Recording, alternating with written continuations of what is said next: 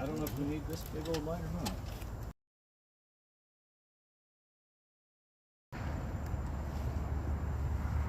Well, that lantern really puts out the light, doesn't it? Yeah, the little one does. Is that white gas? Or Yeah, Coleman.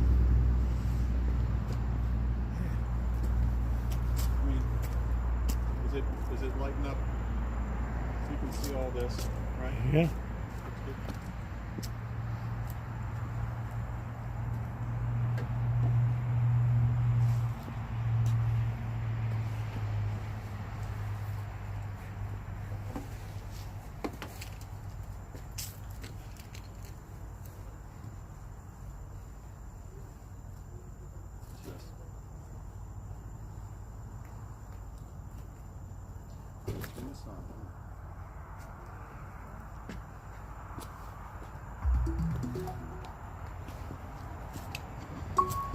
Bluetooth connected.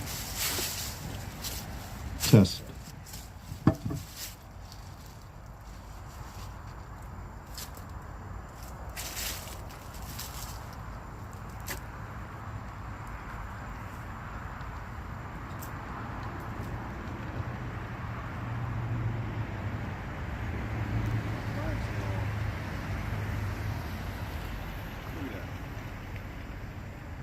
Too tight.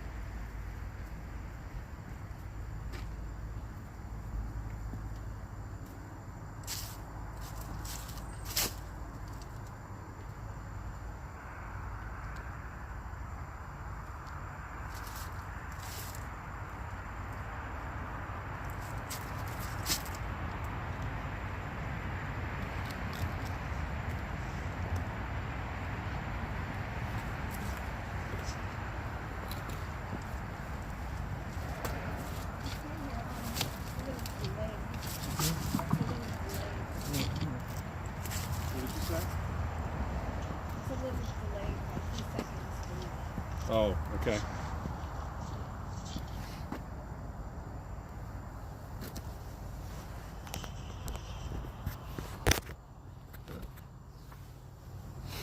Okay, you got.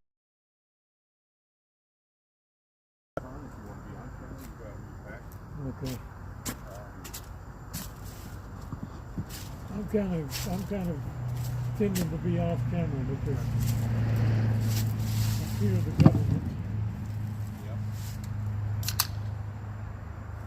They have my pension.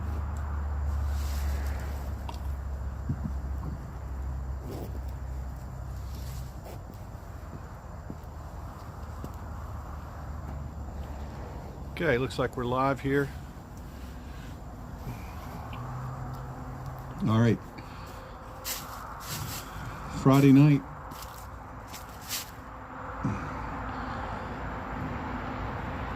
November 24th, 2023. This is day 1051 since January 6th. And we're here at the Northern Neck Regional Jail for our Friday night vigils. We're going to have several callers start to about 7:15. So we'll get started as usual and give thanks to God. Heavenly Father, thank you for this beautiful fall day. Hopefully, all the families that have been touched by January 6th were able to have Thanksgiving blessings in the best way that they could. We pray that they get to be home with their families and continue on with their lives as soon as possible. Father, please give strength and guidance to everyone who has a hand in working in this jail, and let them have wisdom and guidance and strength and compassion for their fellow man when they go about their work. In Jesus' name, amen.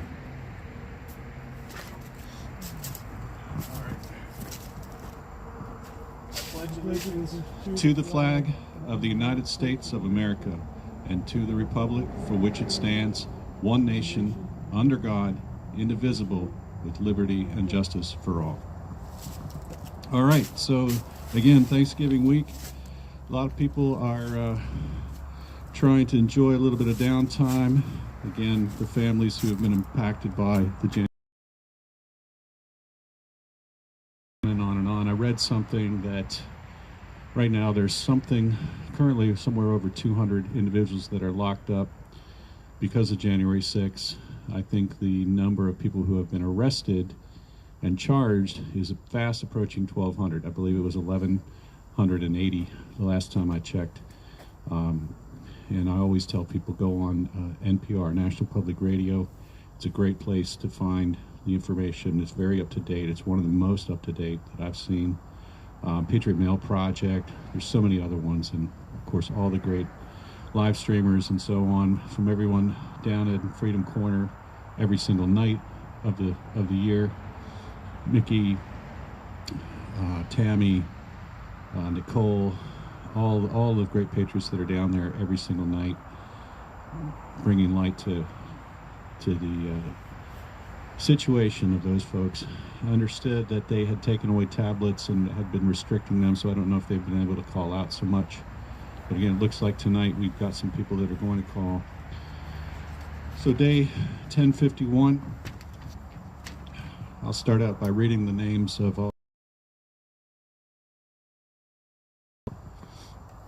in alphabetical order.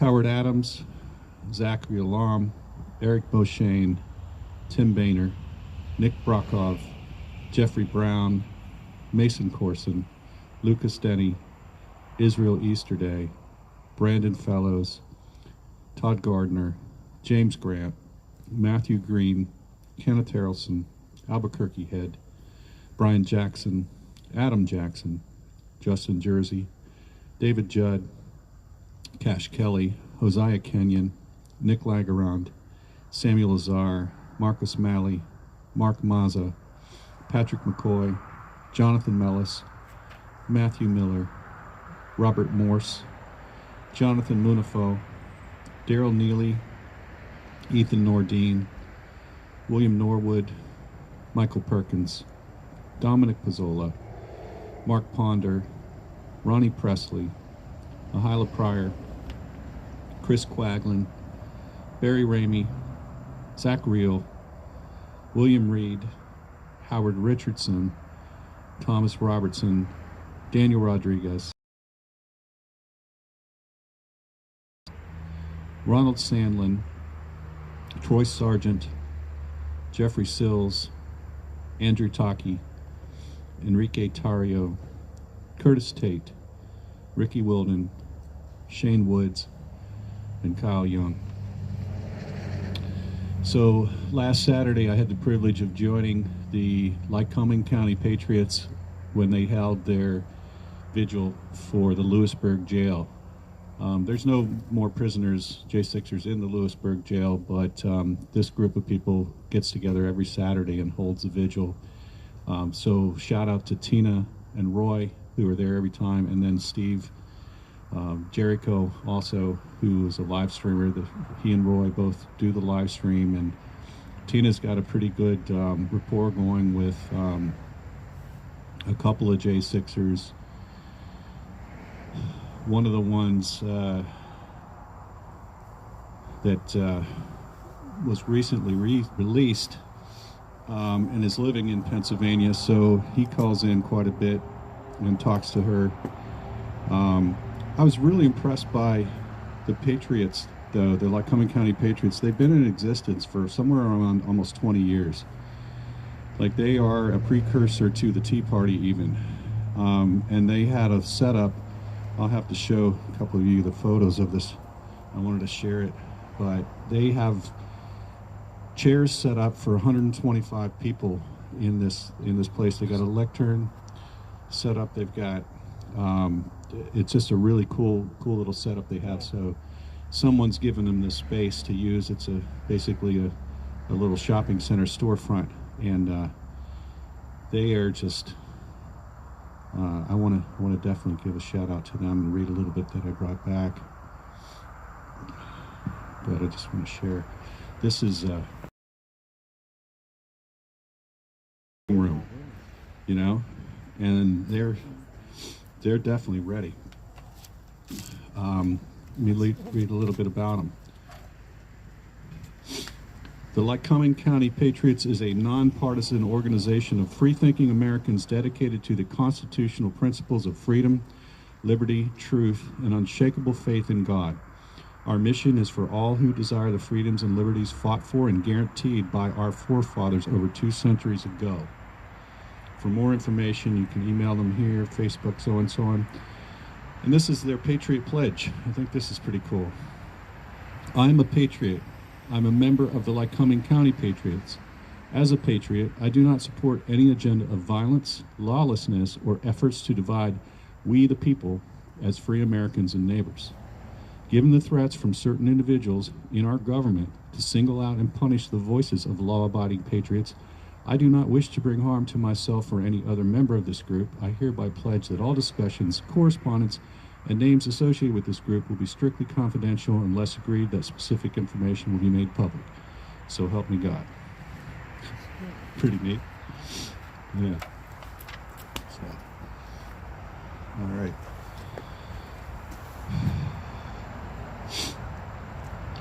Their big ticket items are CRT, medical freedom, obviously political persecution, the January 6 events, at the local level.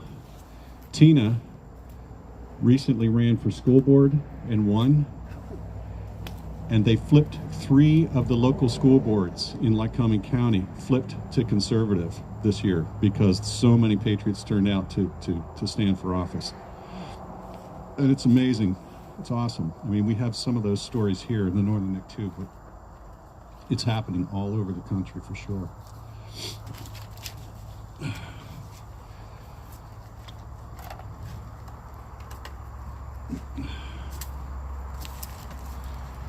So one of the things last week, I'm not seeing any commentary, so I don't know if anybody's joined us tonight yet or not, but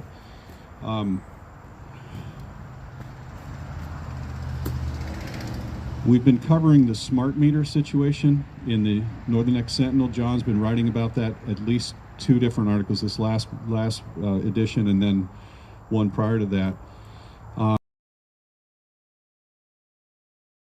The SCC needs to approve any major changes in the public utilities, and so Dominion is trying to roll out smart meters statewide. A lot of people have been pushing back against it because of the health concerns of the radio frequency transmissions. They are able to transmit up to something like 170,000 times a day. The levels have not been studied in terms of, what is the impact of all this radio frequency electronic emissions that are going on around us. Some people are very, very hypersensitive to it, and they've refused these things just due to health issues. But anyway, on Monday of this past week was an opportunity for public comment to the SCC board. So it was really neat. I signed up, I tuned in, I listened to it, waited for them to call my name. They never did. There were some problems with them making connections to certain people. They would have the number wrong. People would hang up, whatever. But so I know there were several people who did not get through. But a lot of people called in and gave stories of their personal issues around smart meters. One woman described it as she is so sensitive to electronic radiation that there's one room in her house where she can feel comfortable and not feel like she's constantly under attack and bombarded by these electromagnetic waves. Because when she's up working in her own kitchen, she teared up as she was giving her testimony. She says, I can't even stand in my own kitchen and work because all the houses that are around me have smart meters, and that stuff is just constantly going on. She could feel it tingling in her skin. So it's real to her. It's absolutely real to her, and it's a problem.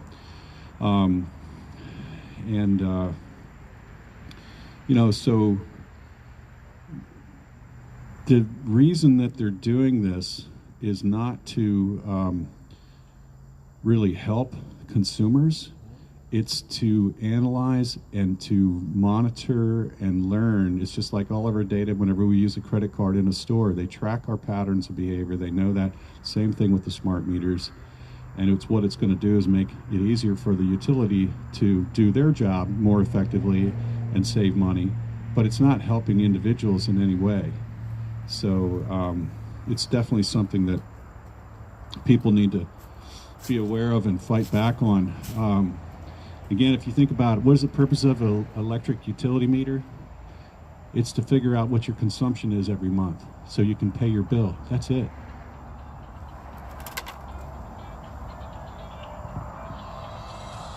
I almost didn't hear that.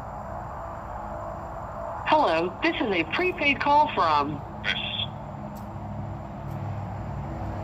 an inmate at the Washington, D.C. Central Detention Facility. To accept this call, press 0. Well, your current balance is $69.58. This call is from a correction facility and is subject to monitoring and recording. Thank you for using Global Tellink. Hey, Chris. Hey, Tom, what's going on? Hey, how are you? How are you? Happy day after Thanksgiving, my friend. It's all right. It was a little quiet today. It was a late night for everyone, so but it was uneventful, and it was we had a good Thanksgiving. What about yourself? Yeah, quiet here as well, but that's good. I'm glad to hear that. Quiet's a good thing. Yeah, for sure. Especially in jail. So. You don't get a lot of that, I'm sure. No.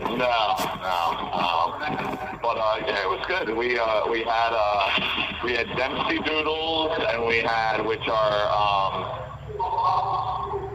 I don't know if you guys, I think Domino's makes some, and they're basically flour tortillas that are folded in fours, and then they're stuffed with a bunch of different, pizza stuff. But Dempsey had the idea for these things before Domino's or Little Caesars or whoever came out with them.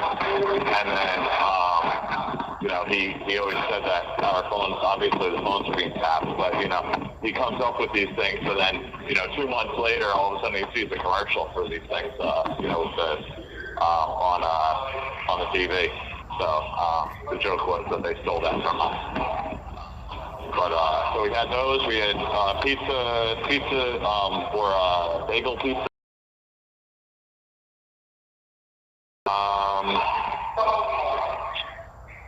That was pretty much it. That's what the pod made. And then they had some makeshift turkey. Of course, I didn't get my tray because they screwed up my tray, and then they didn't bring one back. But no, everyone had one but me. But but other than that, I'm joking. The woman said, she was they messed up. I said, don't even worry about bringing one back. I said, we got plenty of food in here. That's good. So I'm sorry. Just give me 2 seconds. Don't worry about me. I'm gonna. Yeah. Sorry about that. I was in line for the microwave, and they're saying, "Oh, how long?" I said, "No. I'm on this call for another 15 minutes." So. So anyway, yeah,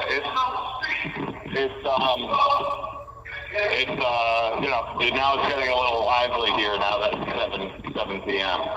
But but yeah. So anyway, everyone. I'm glad that everyone had a good Thanksgiving, and we'll hopefully. It doesn't look like it's going to be the last one at the Gulag, but hopefully we have one more to go, and then that'll be that. Yeah. Right. God willing, sorry, go ahead. Yeah, I was just going to ask you if you guys had any trouble with calling out and all that. I had heard some rumors maybe there was a problem with getting access to tablets and things. We were having a hard time getting tablets, and that seems to have been cleared up. It's funny, as soon as people start calling, all of a sudden people start doing their jobs and stuff. Thank you for that. I think the new guys already have tablets, I think. We just got 3 new guys in. You're going to speak to at least one of them. You're going to speak to at least one of them today. The other guy, we want to get him set up with a gift send go.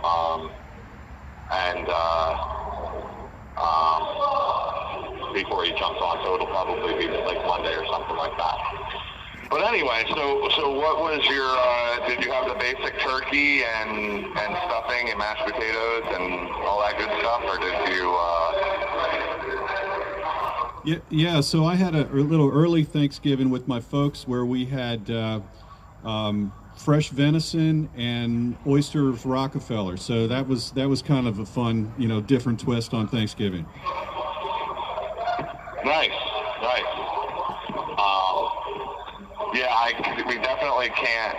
All of the guys here cannot wait until we're back with our family. This whole ordeal has torn apart a lot of families, and it's a shame because again, they're not even trying to hide the fact that it is complete, yin and yang, or heads and tails, or two-sided, justice system. It's absolutely insane. I'm still kind of curious to find out what the final tally of all the people who stormed, whether it be the White House, or whether it be the Cannon Building, or whether it be the Department of Interior, all these protests that got a little hairy, what that max sentence was. I can tell you one thing, it definitely wasn't 22 years. It probably wasn't even a year. And, it is what it is. There's no use crying over spilled milk, so you can normally fix it. So it looks based off of the polls and everything else that, people are starting to wake up a little bit. And, that's a good thing. I think I don't think America, go ahead.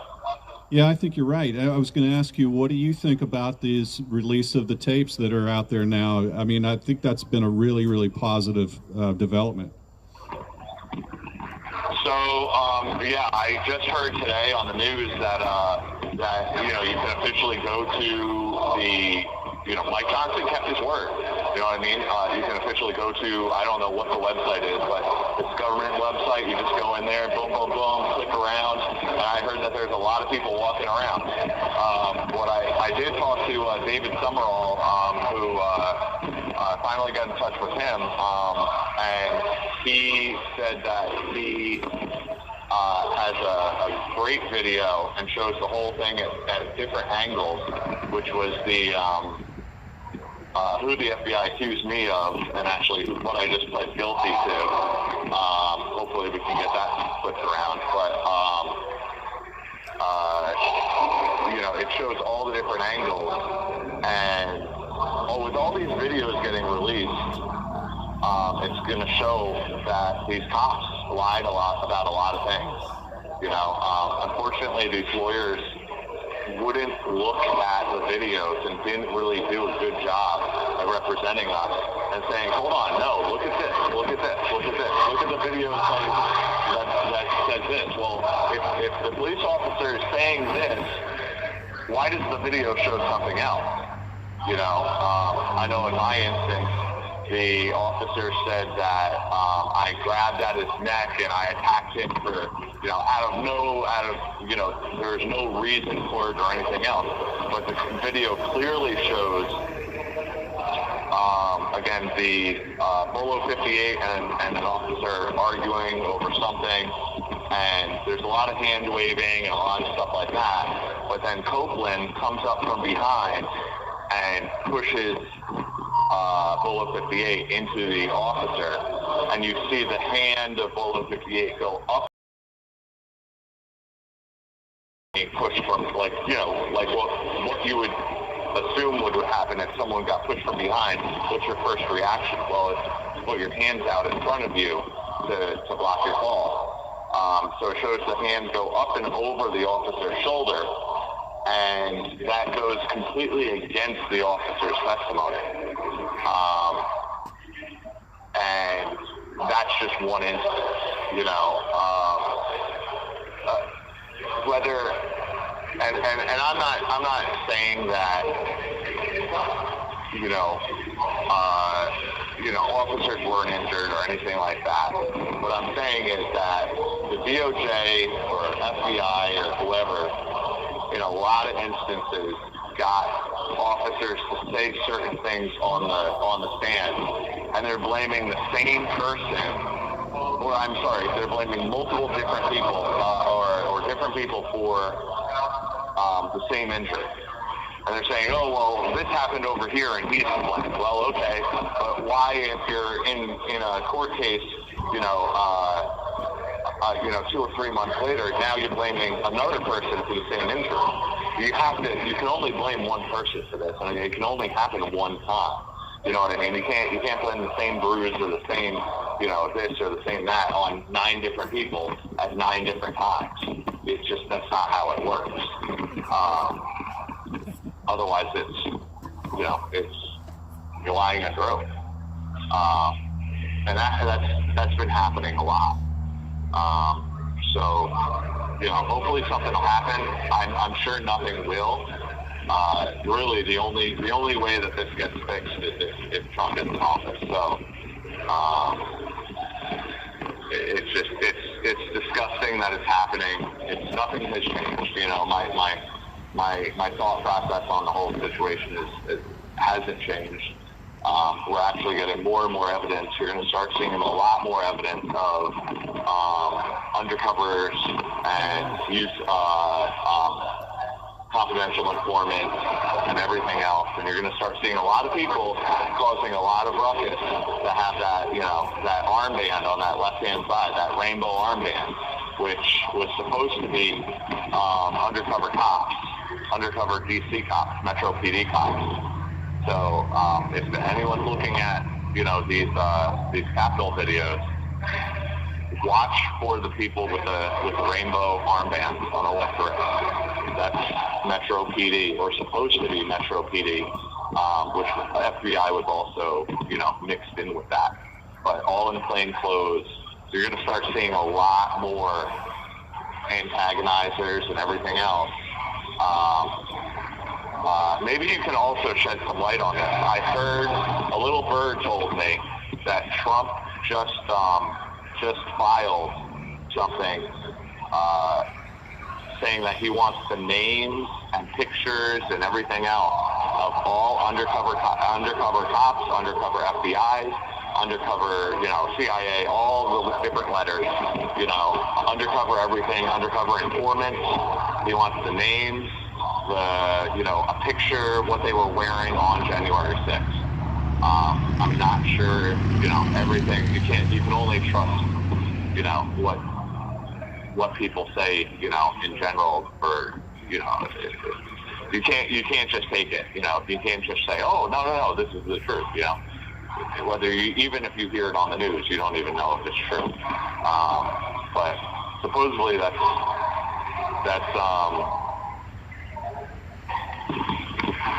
supposedly that actually happened. I haven't heard that yet, but I do know that they've proven that Officer Dunn and then Lazarus, who corroborated Dunn's testimony, they were caught perjuring themselves. So, I mean, it's a start, Of course, nothing's going to happen with this. These officers can lie under oath, and I'm on the phone. Kate's going to jump on as soon as this call is done. But they say, oh, I'm supposed to call the Northern Neck Vigil, and I'm sitting here on the phone like, hey, man, who do you think I'm talking to right now? And then it completely disrupts everything that we're talking about, and my ADD gets kicked in, and then I'm completely lost. But yeah, I mean, hopefully, so Dunn lied on the stand, and, you know, he's not going to... You have 1 minute remaining. That's the main thing.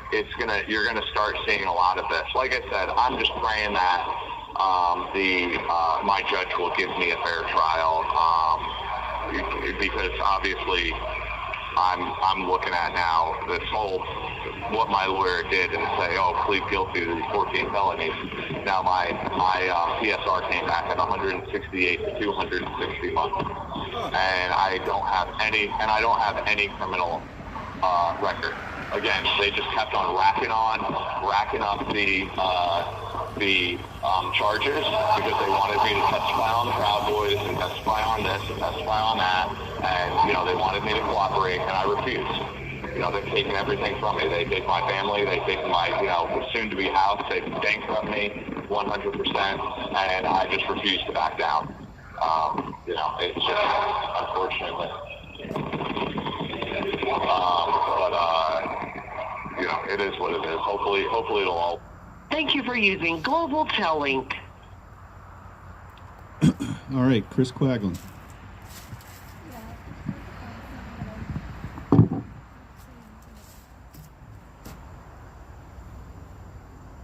I hadn't heard that.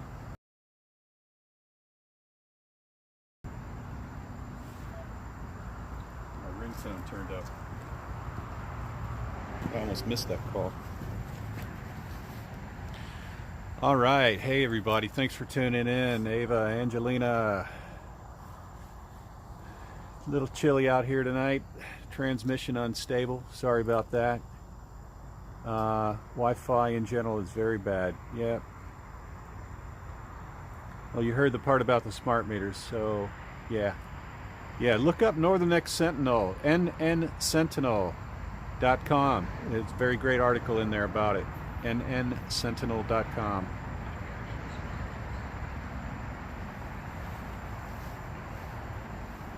Hey, Steve's on. Jericho. Thanks, man, for tuning in. We just talked to Chris, and I think Curtis Tate is probably the next up.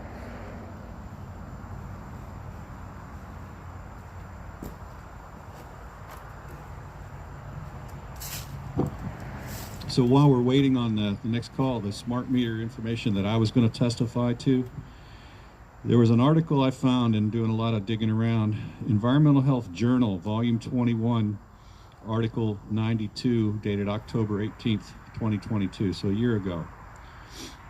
Basically, it says that the scientific evidence invalidates health assumptions underlying the FCC and the ICNIRP, which is the International Regulatory Agency, regarding the exposure limit determinations for radio frequency radiation.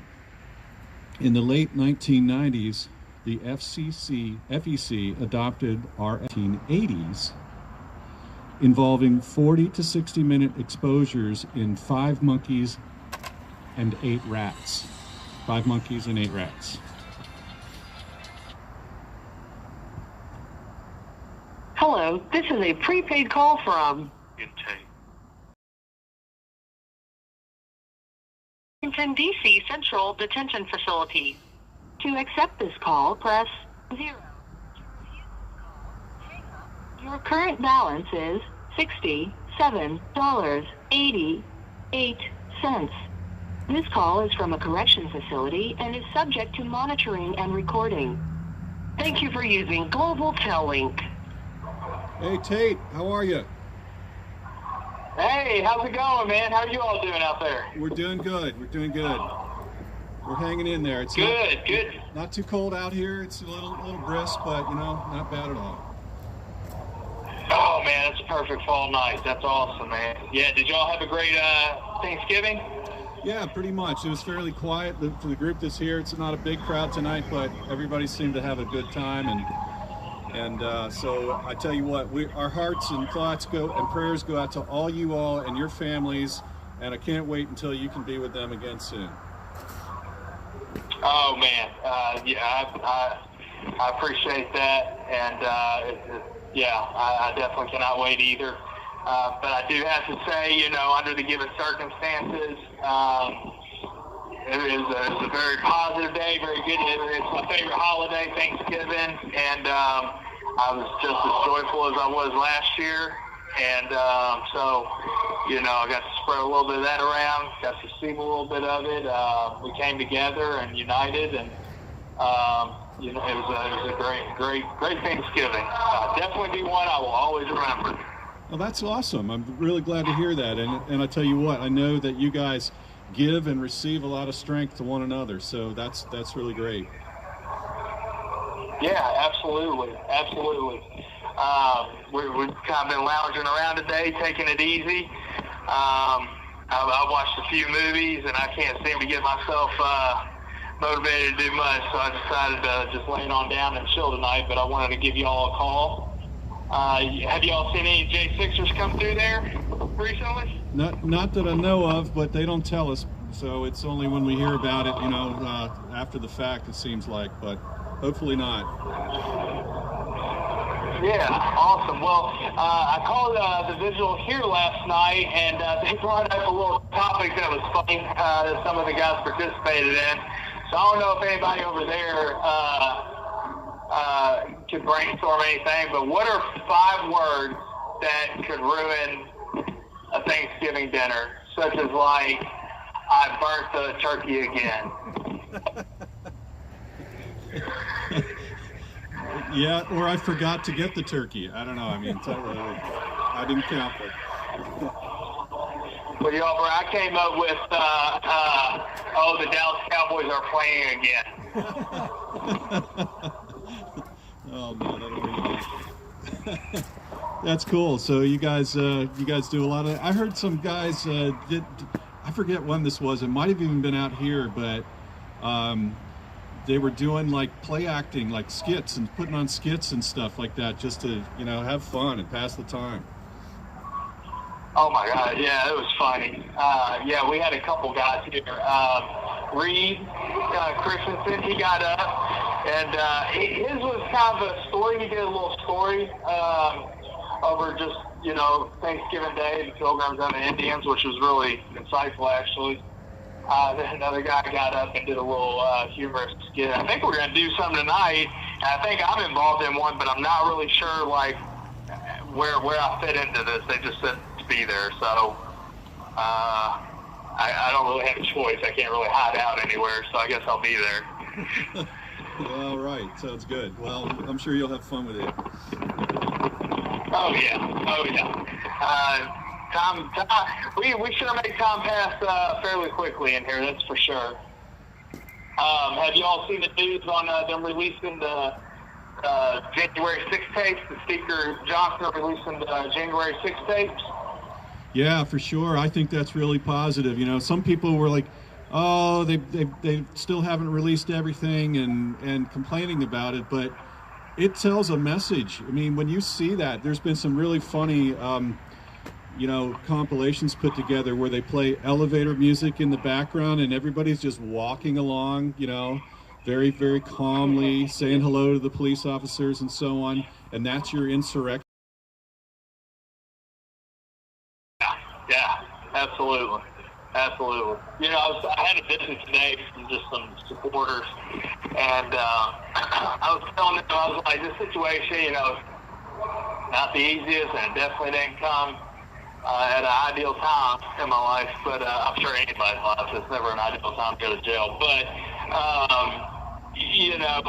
the positive side on all this is that it's opened up a lot of, I know at least in my circle, a lot of people's eyes around the, family and stuff when they hear that they're trying to give me a plea for 10 to 15 years for nothing, for absolutely nothing. That alone just makes them go like, what the hell is really going on? And then along with these tapes being released, I'm getting on there with family members, and they're going, this is not what the news has been telling us at all. I'm like, well, yeah, I've been telling you that for 2.5 years. Like, wait, I'm glad you're finally, realizing that. I don't say that, but I'm glad, a little bit of realization and truth is hitting home to people who are doing their research on this. Well, one that I would recommend for you to tell everybody to watch, it's Into the Light. It's an hour and 9 minutes. Have you heard about this movie? It's only been out for a couple of months, but it doing to us for decades in terms of controlling the narrative and fooling the American people. No, I have not. I have not. So General Flynn is in there. Laura Logan is in there. Mel Gibson makes a real short appearance in it, and it walks you through the whole how they basically have turned that apparatus of the CIA and all the three-letter agencies and what they do all around the world. They've turned that inward on the American people. I mean, you guys are a perfect example of how that's being used against citizens in this country. Yeah, I will definitely keep that in mind. I'll definitely look into that. Where can you go watch that at? You can just pull it up, Into the Light movie, and you can get a link to it. I mean, your people can get a link to it. It was $9.99 originally when it came out. I don't even know if they're charging people for it now, but it's definitely worth watching. It's right up there with God's Children Are Not for Sale, that same sort of idea. I mean, these are really good pieces of information. Yeah, absolutely. Definitely keep that in mind. There's also one I'll float back to you, and I watched it probably a year and a half ago, but I'm sure it's still circulating. It's called Fall of Cabal, and it's a 7-part series, and it's super insightful, and you have some of the same characters that are key people in the documentary. But yeah, it's a 7-part series. I think you have to get on DuckDuckGo to watch it, but really, really, really good. I've probably watched it 3 times now. Really good. But yeah, I'll keep that Into the Light. I'll keep that in mind. Sounds good. Repeat the one you just said. What was it? Cabal? Fall of Cabal. Fall of Cabal. Okay, cool. Yeah, really, really good. Yeah. They deplatformed it quickly off YouTube and Google. So yeah, you probably have to go to DuckDuckGo to watch it, but I'm sure a lot of people are already using that. Yeah, for sure. I do. Yeah. Yep. Good. So we were talking about smart meters out here. That was something that one of the groups that we associate with are trying to keep Virginia from imposing those on us. Do you know anything about smart meters? I don't believe so anyway. Well, the concern is that they emit electromagnetic radiation, just like a lot of our other devices do all the way around us, and it's based upon science that was developed in the 1980s that was barely how they impact human beings, especially when you have so many of them. But yeah, we're just surrounded by this stuff everywhere. People don't even think about it. Your cell phone that you put up to your head every day when you're driving in a car, it's just all these things are having an impact. Oh yeah, especially just watching it all the time. I mean, people are on their phones just looking at their phones, and then on their computers just and then at night on TV, watching TV all the time. It's I can only imagine the habit. I feel like it definitely dumps you down a little bit, especially the more that you're on it, that you're not,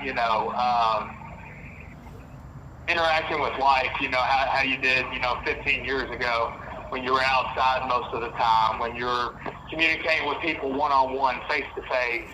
You weren't surrounded by technology everywhere you went. I could say it's probably dumbing down our culture significantly.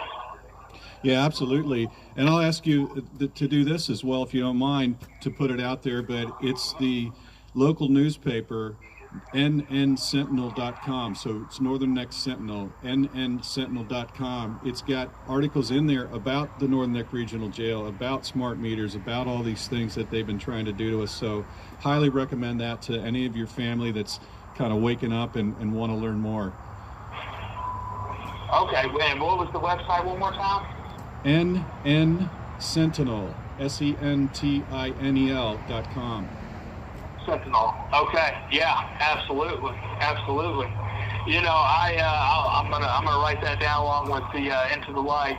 I asked one of my buddies in here. We work out every day, and I was like, man, do you just feel kind of stupid? I was like you just can't remember anything. I've kind of prided myself, you know, on a lower level of being able to articulate myself well and speak well. It's like I have words that are on the tip of my tongue that I can't produce. I can't get a thought out sometimes. He was like, yeah, man. He's like, we don't get any sunlight. He's like, our nutrition is, you know, inadequate at the very best. We're on these tablets all the time, real sedentary. It's about the time I work out. And it really does.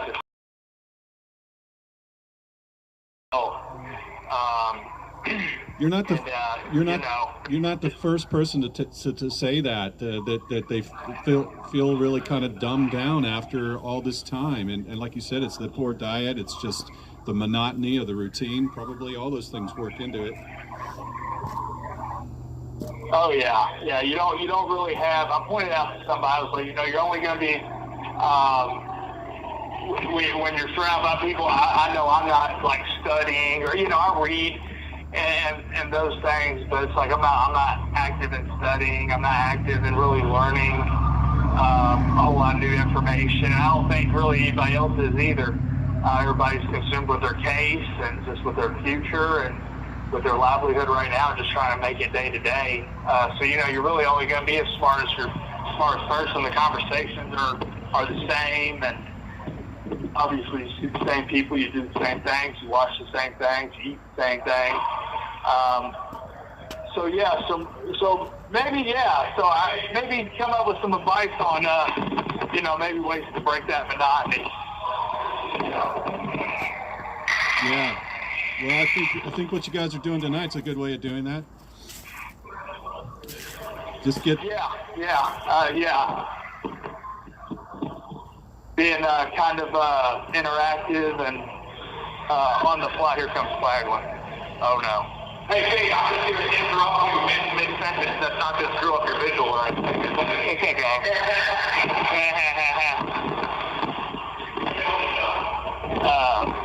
But yeah, that will, and I think somebody. You have 1 minute remaining.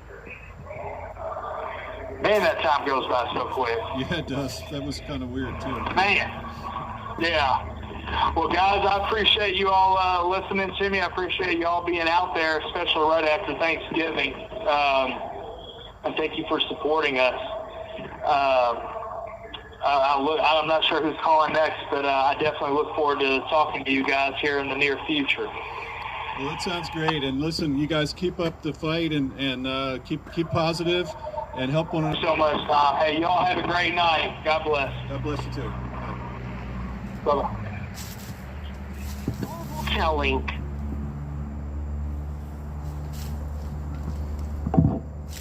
Screwed up, and I didn't realize that this thing was not actually on.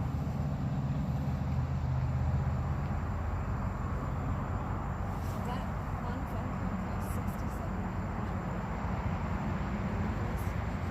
$6,700. No, that's how much. I don't know what it's called. It's sort of an oval-shaped connector. It's a Type C.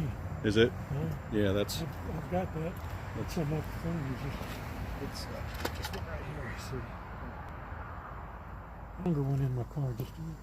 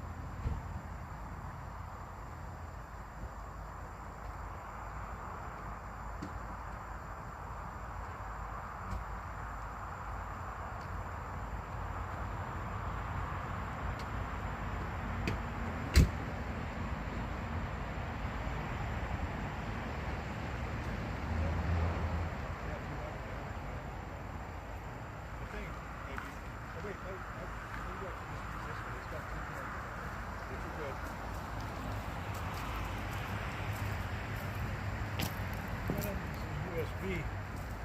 One end is USB and the other end is Type C. Yeah, so I think we'll be fine. Yeah, perfect.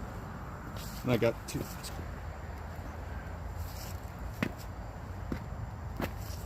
I have the worst time with cords. I don't know if I damage them or what.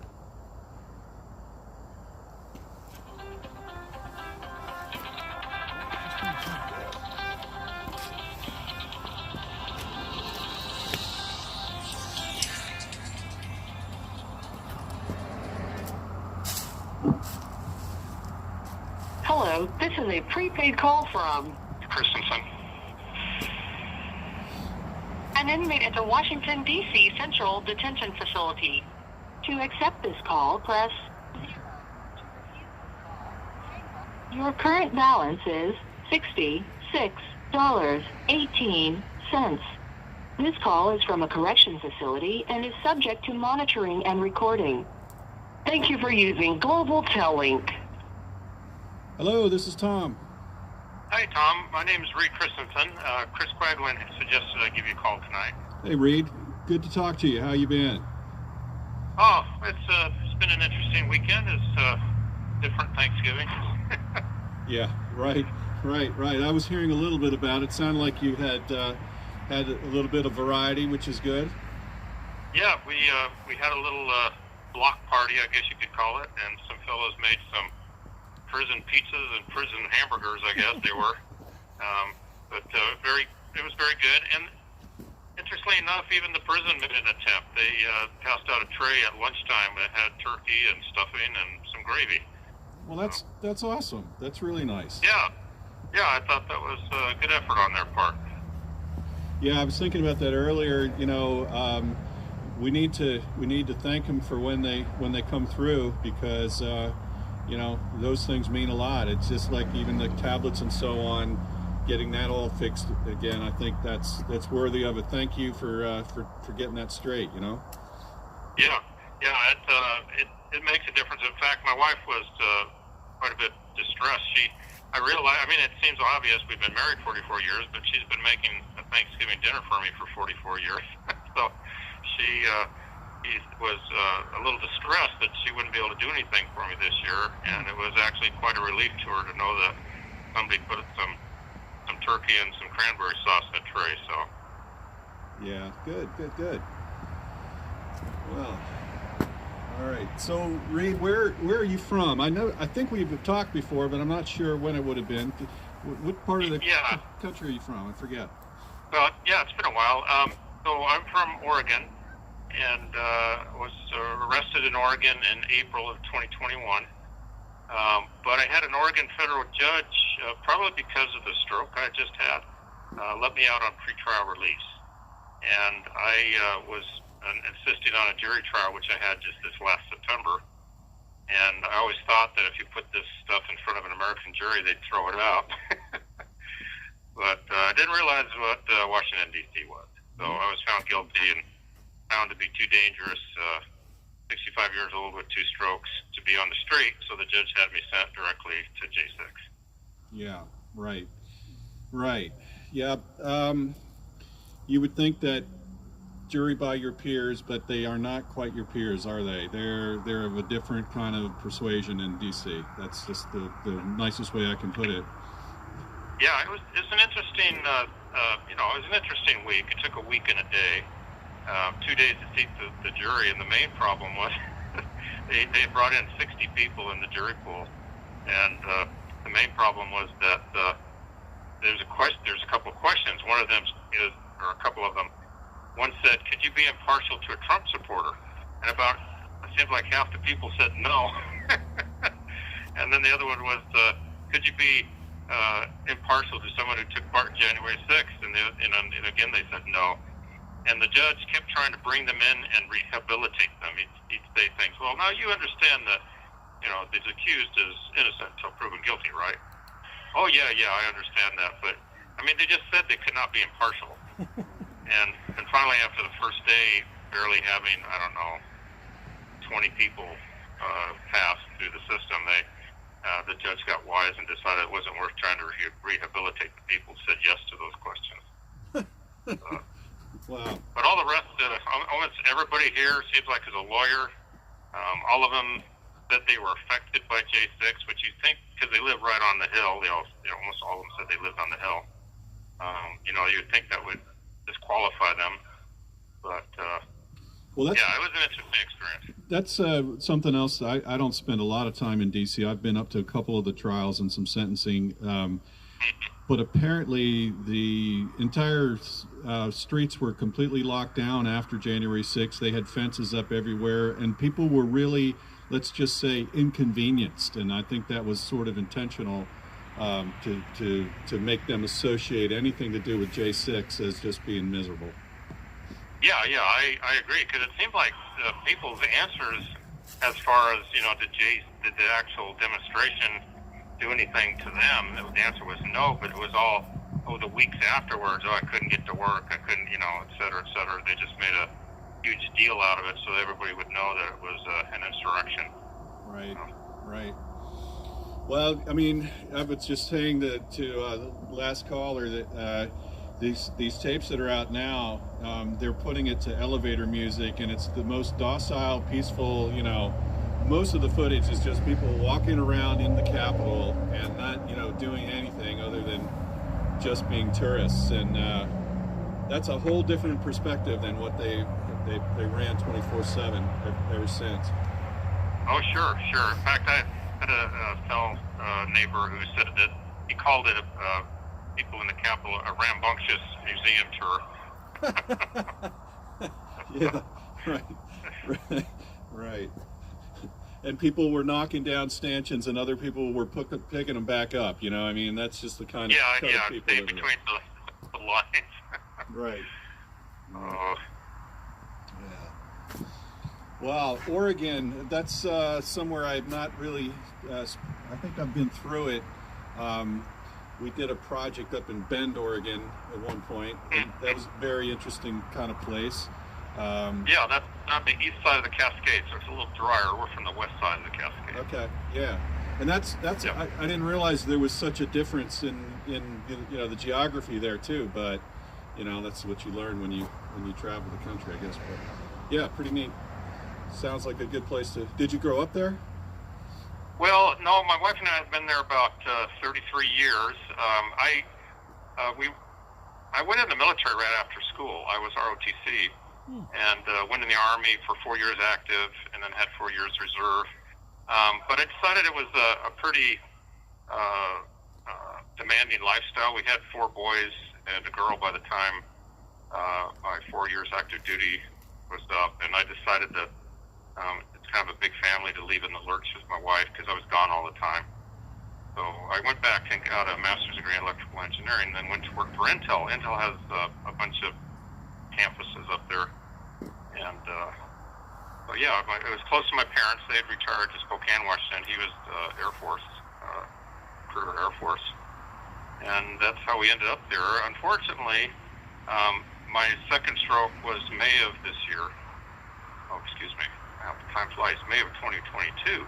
Right. And I just haven't had strength since then, and then kind of knew that I would be gone by the end of this year. So my wife and I worked before I went to my trial of starting to get things sold, farm equipment and stuff, and I expected, and my attorney expected that, they'd find me guilty, but certainly they wouldn't keep me in jail. They'd let me come back on my own recognizance for the sentencing.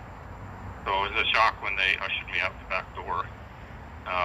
And then it didn't matter to the judge that my attorney told him that I had a wife, 65 years old, that's trying to get a farm sold, and that I wasn't a flight risk. I'd met all my 2.5 year pretrial conditions. And the prosecutor jumped up with a big, huge rule book, and he looked up and said, "Violent felons cannot be let loose." And the judge says, "Oh, you're right. I just can't let them loose." And so he ordered the marshal to take me out the back door. Oh, that's just makes me sick to hear that. I mean, yeah, it's a little ridiculous. I mean, I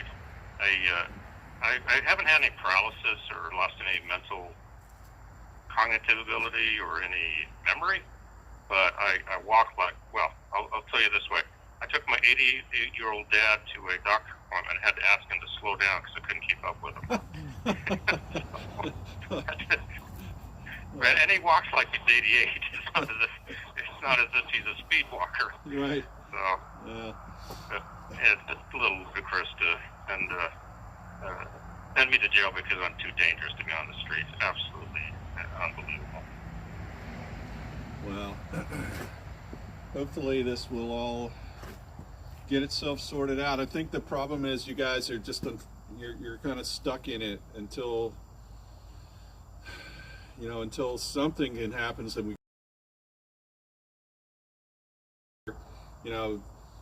I do think it's positive that I think it's the 1512C charge that is going to be in front of the Supreme Court, because I think if they can throw that out, that was the law that was put in place during the Enron trials, where disruption of a official proceeding, it was never used in the way they've bastardized it to do this. So that needs to get thrown out, and hopefully things will start to crumble. So. Right. Well, and then these videos coming out, I thought it'd be interesting for some enterprising young conservative documentary person to take maybe the guys who are already sentenced and then sitting in prisons around the country, take their story, show the videos, which are going to be public domain here soon, show what the J6er said happened, and show the video and show that was what happened, and then show the lies and the sentencing that the government did on it. It could be very interesting. I think that's a great idea, because that's what I think has just been really great for us, and every time we get to talk to you guys, it personalizes the story, right? You're not just some person, that's out there that we don't know a whole lot about, but as soon as you start to listen and get to know the people and what they went through and what they're dealing with, you can't look away from it. And I think that's what is going to make a difference here. Right. And and frankly, the government gets away with, well, it was apparent to me that the jury were a bunch of government true believers. Whatever the government DOJ attorney said and whatever the officers on the stand said, that was gospel. And actually didn't matter what the video said.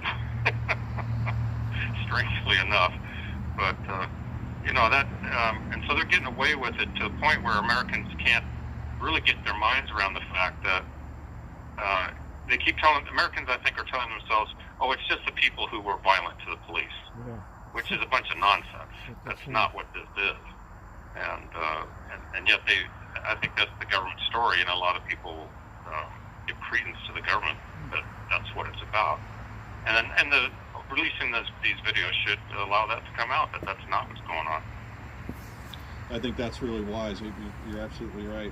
And it's all about the narrative. If you read the charging documents on the DOJ website, first of all, they lay down what an insurrection it was, and what, people were trying to overthrow the government. They out and out, just spew that right at the very beginning of all the charging documents. So if you're not somebody who knows any better and you believe that, well, you're going to be jaded in everything else you read going forward. Well, I would have to say I was pretty naive coming to Washington, D.C. I mean, I've followed politics since I was able to read, but I was still pretty naive about how bad it is here. Like, I knew we had an adversarial judicial system where the prosecution showed their side, defense showed their side, and it was adversarial. I did not know that the prosecution is allowed to lie out one side of their face and out the other the whole trial. That really shocked me. I did not have any idea that was an acceptable behavior in a courtroom in America. And yet it is. I mean, from the very first exhibit they put out in my trial was an excerpt from my book, taken totally out of context. That book has a page and a half of context before the quote, and they purposely left that out. And so they knew that was a lie, and yet they put it in, and evidently the jury understood that because it was from the government and so forth, it must be the truth, and yet it was an out-and-out lie. Wow, I did not know that. Yeah. Yeah, well, I think there's a lot of things Americans don't understand about their government. You have 1 minute remaining. Yeah, I think you're right about that, and unfortunately, most of us don't know anything about it, and we've got to get over that. We've got to start learning how things work. We got to get involved locally. We got to hold our. I've got a shirt on that says on it "Eternal Vigilance." That's what our founding fathers expected of us, was to constantly be looking over the shoulders of the people we put in charge. If we don't do that, it's shame on us. Well, and frankly, the prison system's a great example of that, where elected officials, evidently none of them ever check on what's going on in these places. And a lot of it's not good. So. Yep, that's what's happening here for sure. Needs to change. Chris tells me that he's got someone else lined up that I think is going to be giving you a call. All right. So, pleasure talking to you, and thanks for having me. Reed, thank you so much. You have a great rest of the weekend, and enjoy your evening, all right? Great, thank you very much. Bye. Thank you for using. We beat her that time.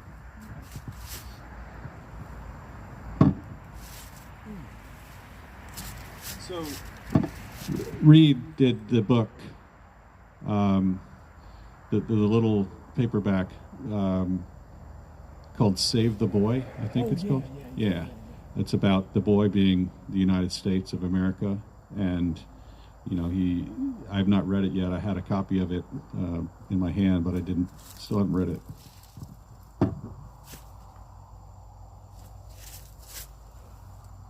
Yeah, we talked to him I thought it was November. Yeah. I think it was. So this is my shirt from Lycoming County Patriots, and on the back, I don't remember what it says, but it doesn't say Eternal Vigilance. Eternal Vigilance, yep. Yep. Just really, really awesome group up there.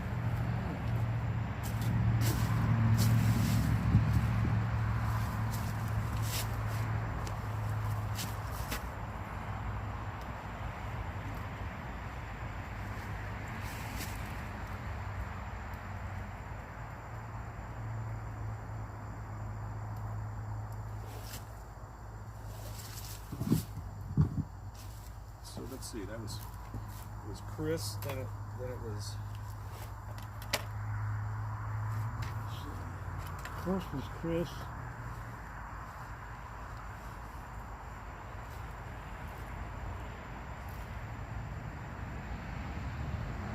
Tate, right? Tate, yep. And then Reed. Right.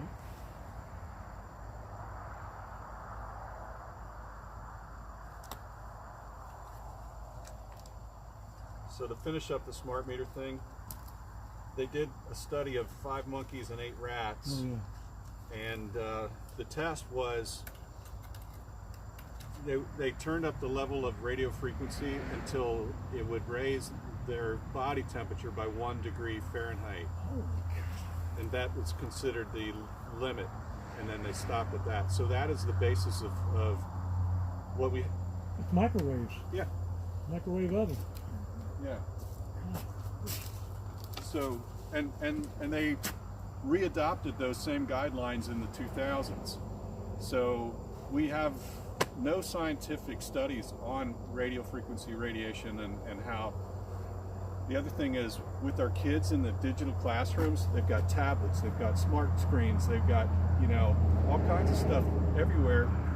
Wi-Fi's on. Yeah, and their faces are this close to the screens. You read about it in John's articles about, you know, their brains, their skulls are thinner.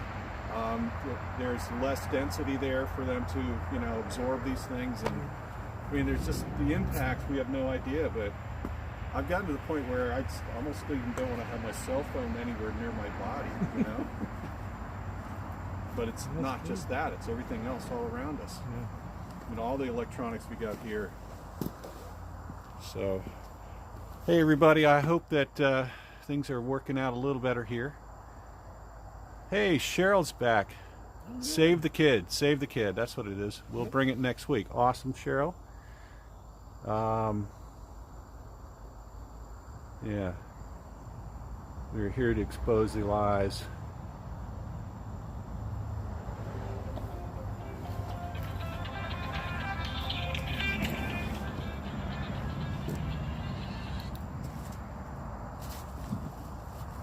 Hello, this is a prepaid call from Chris. an inmate at the Washington, D.C. Central Detention Facility. To accept this call, press 0. To refuse this call, your current balance is $64.48. This call is from a correction facility and is subject to monitoring and recording. Thank you for using Global Tellink. Just jump on. Hello, this is Tom. Hey Tom, it's Chris again. Sorry, I actually dialed the wrong vigil. I was setting someone else. I said, yeah, just call Tom. So, check with me for 15 minutes.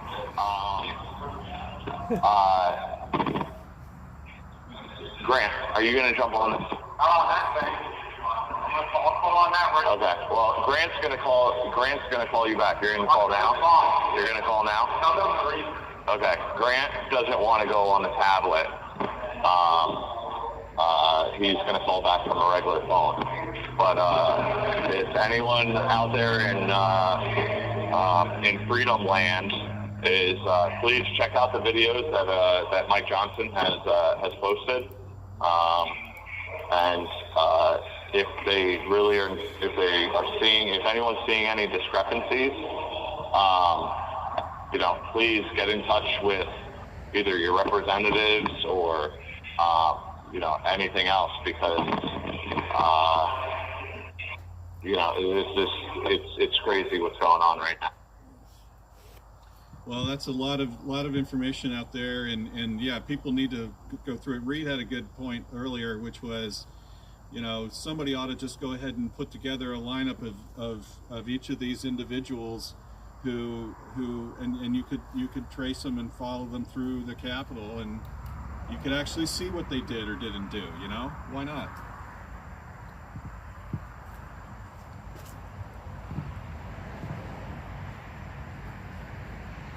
You still there?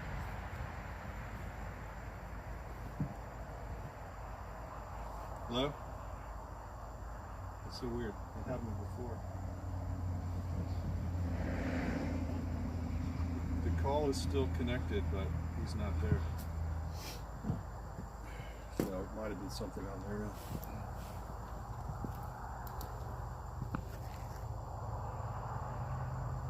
Thank you for using Global Tellink. What is it?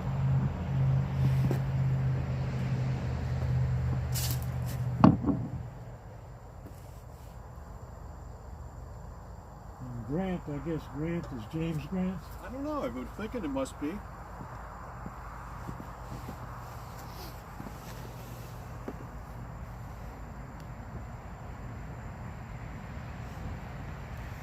Yeah, I think your cable made the difference because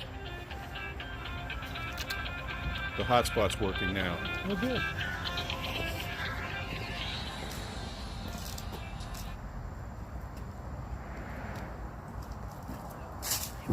Call from James Grant. an inmate at the Washington, D.C. Central Detention Facility. To accept this call, press 0. 1. Hello, this is a prepaid call from James Grant. an inmate at the Washington, D.C. Central Detention Facility. To accept this call, press your call is not accepted. Please try again later. I pressed the 0 every time, but it wasn't taking it.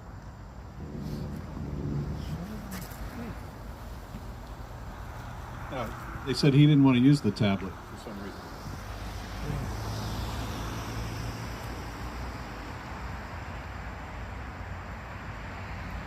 Maybe he doesn't trust it. Look at this. Fall of the Cabal, parts 1 to 28. Yeah, Holy cow. more than 7. That seems like a... That's a Okay. really good series. Yeah. Jen has been. Is there? Yeah, each segment is only about a half an hour long.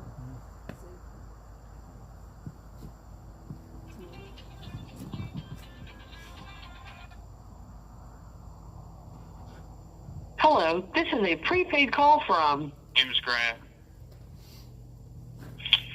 an inmate at the Washington, D.C. Central Detention Facility. To accept this call, press 0. To refuse this call, hang up. Your current balance is $64.14. This call is from a correction facility and is subject to monitoring and recording. Thank you for using Global Tel-Link. James. Hey, Tom. Hey, sorry about that. I was pressing the buttons and it wasn't working, but glad you called back. Yeah, I didn't know if you couldn't hear me or I couldn't hear you. But it's just like when it seemed like someone had answered. But anyways, yeah, I had my first visit today in the entire 22 months I've been in jail, and it was a Chinese supporter. It was an older, soft-spoken. He goes by soft-spoken man. He what's his name? Dwight. And you know, I told him about my story, and yeah, it was you know, I feel like it was good, and I really got across to him because I'm not perfect. I made mistakes, and you know, I got some traffic issues I'm dealing with. Anyways, I think I don't know if you remember, I've rambled about him. I don't want to go too much into him. Talk about him on there, but Yeah, that's all right. That's all right. So Dwight is one of the guys that's there at the vigil, isn't he, on Freedom Corner? I don't know, but yeah, I don't know. We talked about my story, but is he? Is he from out there? I think so. I'll do some checking on that, but yeah, they've got some really great people that come. At the DC vigil? Yeah, that's what I'm thinking. Oh, okay. I think he is. Yeah, we were talking for like 45 minutes. Nice. But that's great. Yeah. Yeah, he was very realistic with me too, because you know, when I didn't go to law school, I had my student ID and everything. You know, I had my student number for the school I was going to, University of Alabama, and I'm holding outside hope, I guess, but I'm being realistic. I don't know, but I definitely want to try when I get out of here. And you know, I already had trial. I'm still waiting to hear a verdict. So we went to trial, me, Ryan Samsel, and our other co-defendant. I think it was good. I think you know, I think you said, Tom, that you liked the judge, and she seems like she's taking this seriously. And I don't know, like, I really want to talk about it. I don't know. Say some benign things that, I don't know. Talk about the trial, Tom. What did you think? Well, I guess what I thought, I mean, I was there for the first 2 days, and so a lot of it was, you know, the late motions that either defense attorneys or the government were trying to bring in, you know, and whether that they were going to allow that evidence or not. And it was a very interesting process to listen to. I mean, as an aspiring attorney, I mean, you know, I'm sure it's different if you're sitting there in the middle of it, but at the same time, it was kind of fascinating to me that there's this back and forth, and it seemed like there was reasonable discussion about things. In the end, I felt like, you know, probably the government won out, but anyway, still, it was interesting, very interesting to listen to. Yeah, I think they got, well, I don't know. There was a lot of evidence submitted.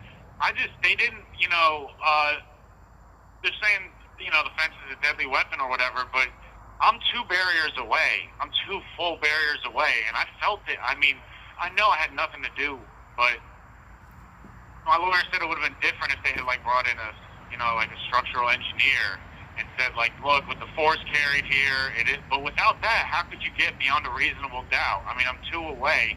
And the evidence, their own evidence, spoke to because they had Officer McCree in, and he said they do move independently and they're kind of hinged together. And another one said they do bend and buckle. And, you know, there's just reasonable doubt. I didn't have anything to do. You can't find, you know, I don't think you could find me beyond a reasonable doubt by that. Well, it was also interesting. It would have been different. Yeah. Yeah, one of the officers said they weighed 30 pounds or 40 pounds, and then another one said they're 20 pounds. So I don't know if he's just stronger than the other guy, whatever. I mean, but, you know, it almost doesn't matter individually if they're all stuck together. So, and they were talking That's about. a good point. It's like, Yeah. it's such a good point that it's like, what, that was all they had was like speculation from, like, they didn't know, yeah, how does one person get 40 and 20? So but I mean, the point was the people that were familiar with it and saw it every day, he said it moves independently, and I'm 2 entire barriers away. You can't prove beyond a reasonable doubt, I don't think. I think even 1 barrier away. I think only the people, but, yeah, I don't know. I'm waiting on this verdict. I'm glad she's taking a long time. I do like that because, there's 70. We each have like 14 federal counts. So with 5 of us, I think that's like 68 or something. So, I'm glad she's taking the time. And I just feel like she's going to, not be, I don't know. It's been a crazy experience, though. Yeah. And it was funny with Samsel. Samsel got real tired the first day, and we were exhausted. He had one little outburst. He was so tired, though. He was, like, exhausted. And I think the judge asked, like, Mr. Samsel, are you all right? And he's like, yeah, I'm just so tired, Your Honor. I can I get a cup of coffee or something? We're so tired. But that was about it. I was expecting more. I don't know. Because on the video, I don't feel like there was... Yeah, I don't want to go into it too much, but, I think I said my piece, but... I think if it functions as it should, I don't know. I'm hoping it's going to be hopeful, but prepare for whatever. I think that's the right attitude. So let me ask you this. I've heard some stories, and I just want to hear it from the horse's mouth. I know that they get you up at like 4 o'clock in the morning and make you wait around and all of that stuff. Do they feed you during the day, or? Yeah. You get up at 4:30, and anywhere from 4:30 to 5 o'clock. It depends on the guard, I guess. It's not really a tight thing. And they know I want to shower, so I go because it was like 8 days, so they knew by like the 2nd or 3rd day that they needed to give me time to shower. And I would just shower real quick, and then put my hair gel in and get ready. And then we go down to the booking area, and they give us it while we're in the in the waiting area at this jail. And it's usually just like grits. I think it's probably one of the better breakfasts I've had, though, the DC breakfast. The feds just give you like cereal and or hot oatmeal, but it wasn't good. It wasn't like, this is sometimes a whole platter, but yeah, then you get hobbled and they drive you. It's like a 12-minute drive, I feel like, door to door to the DC courtroom. Yeah. And we pass by, we see that's so long ago. But yeah, honestly, yeah, it was a long time ago, but I don't know. But yeah, then they take us to the DC courtroom, and then that part's cold, and it's not fun. But it was an experience doing that, honestly. I remember one day, and I haven't. Oh my God, this marshal, so there was 2 marshals, and I guess because there's 5 of us on my indictment, but 3 guys are out on bond. I was out on bond, but I'm glad I lost it. I got some time down. But me and Samsel are the only ones from trial that are at the trial that are incarcerated. Right. So they take us down there. Yeah. So where's I going with that? Yeah. So put the leg cuffs on and take them off when they take you in to get sandwiches and stuff. And Samsel had the guy, and I had the prettiest woman, and she was so. I feel like I couldn't even look at her after so long. Like there was one point. Yeah, she was so pretty, and when she was putting handcuffs on me and stuff, it was an experience, definitely. But yeah, she was so pretty. I asked her. I said some dumb stuff. I was like, I was kind of curious though. I was like, do you have to go to college to be a marshal? And she said yes, and kind of said it with a laugh, like I didn't go to college, but I did. But at the time, I felt like it would, just in the situation, I felt like it would be like a cheesy line at the time, so I didn't say anything. I think it was the right call, but it would be hard to escalate that to anything more than like a one-time encounter. Because I only had her that one day. If I had her like every day, if she did it like more than once, maybe I could have tried something, but just once, you can't. You gotta. Smart. But yeah, she was so pretty. She had blonde hair.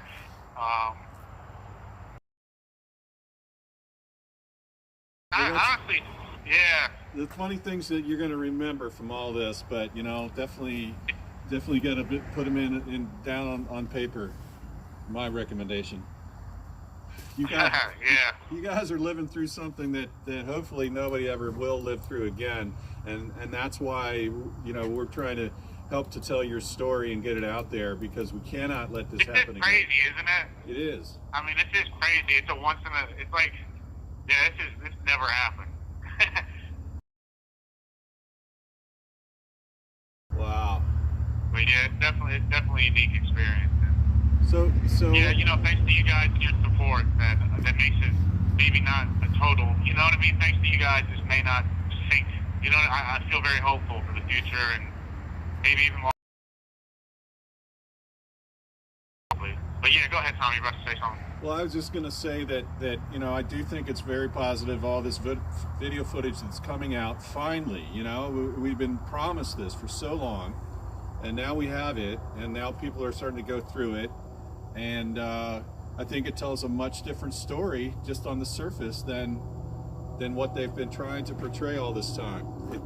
It's completely. I mean, I was right at the beginning of the whole thing, and even my super liberal lawyer said, geez, I don't know if you want to sue or something, because the guy jumps over the fence. I'm at the front with Ray Epps. The guy jumps over the fence, and I'm pulling him back, and the officer, full running sprint, runs down the stairs, and big guy, he's huge.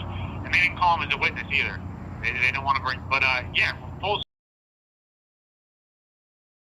actively breaking up a fight, just not even, I don't know, and he punches me in the side, like, really hard. Even the FBI, when I first got arrested, they were like, they said you popped right back up though.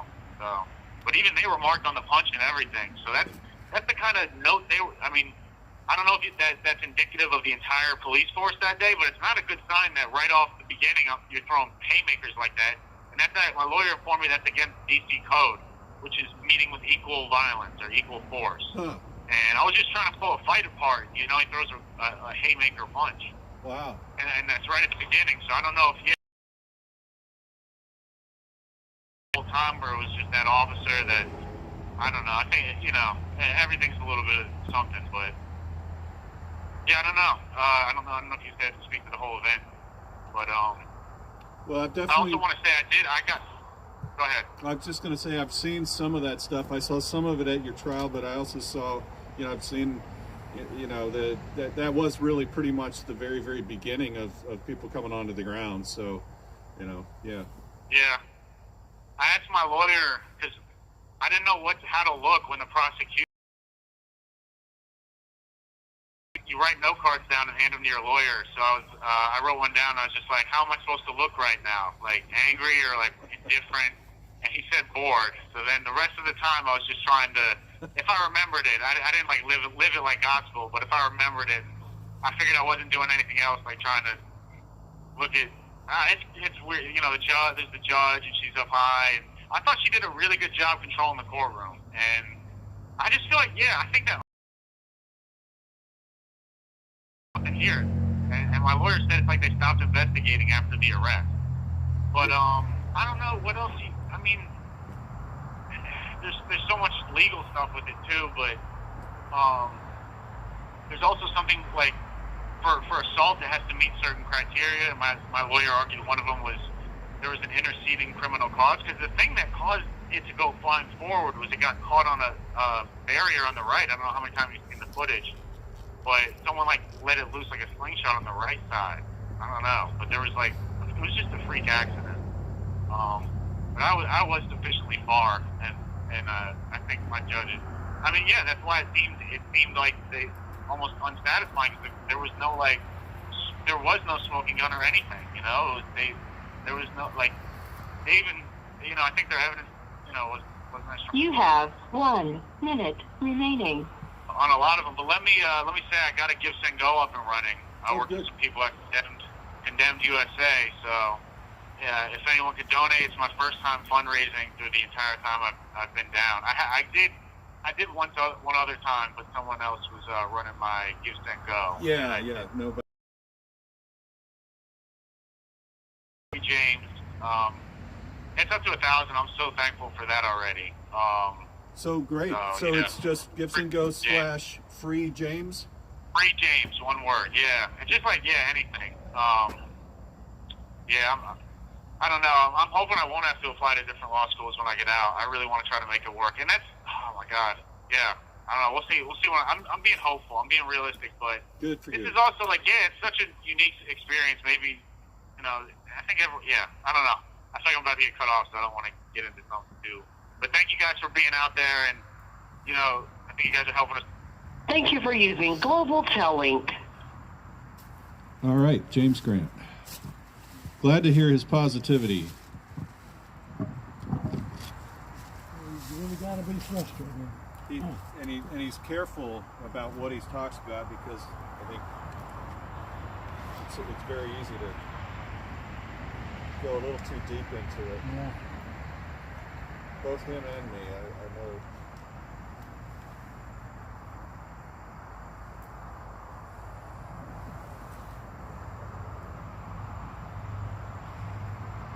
And Tate, I think that's Curtis Tate, isn't it? Yes. I have it spelled K-U-I. Oh, with a K? That's the way I spell it. Somebody must have told me, because I wouldn't spell it that way ordinarily. All right. How you doing? Warm enough? I smelled something burning a few minutes ago, and I realized it was that. Yeah. I'm glad you have those. So warm. I've had those for 30 years. We used to take them out deer hunting. You light the little fuel pack, little stick, blow on it, get the embers going, put it in there, and it'll last for an hour. That's so cool. I bought some of those, those ones you grind up, and didn't even think about them. I'm going to bring some next time. Yeah, they're the I have a little whole box of them at home. gel pack or whatever. Yeah. You just break them and But like the toasty toes. something like that. Yeah. Well, that's what Randy and I were out here last year. We were putting them down in our beef boots and literally under my toes. Right. I I might appreciate some right now. bet they would. Those don't look very thick.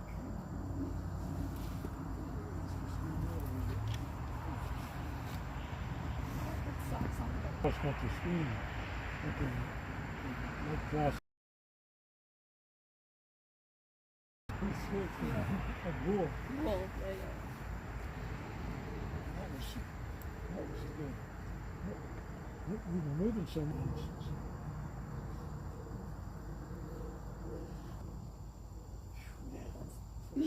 One of the best forms of exercise. Yeah. Oh, hey, how about this? Ava says, "Thank you for talking about the smart meters. I refuse to get one." Good for her. Yep. Who you get? No, I've got them in Virginia. And I don't know. I have to look and see. I don't know if they put one on ours or not. They never asked us that. Suzanne, our former secretary, said that they showed up one day recently, walked around the corner of the house. She came out to say, "What are you doing here?" "We're here to put this smart meter on." She says, "I don't want one." They said, "That's all you got to tell us. Thank you. Bye." And they left. But if she hadn't been there to stop it, they would have put it on. Huh. I've heard that you can pay a contractor to come and remove it and put on it. Did shut those power off to those people last year around the holidays, I think it was the December issue of last year when he first talked about it. And that's from the VAMFA folks, Dr. Fury and a lady named Doris over there that has been the advocate, that's been really passionate about this particular issue.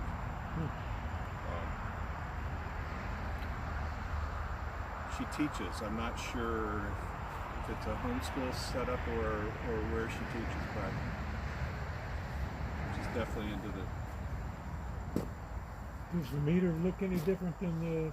Yeah, instead of having a little disc in there that spins, it's just a digital. Okay.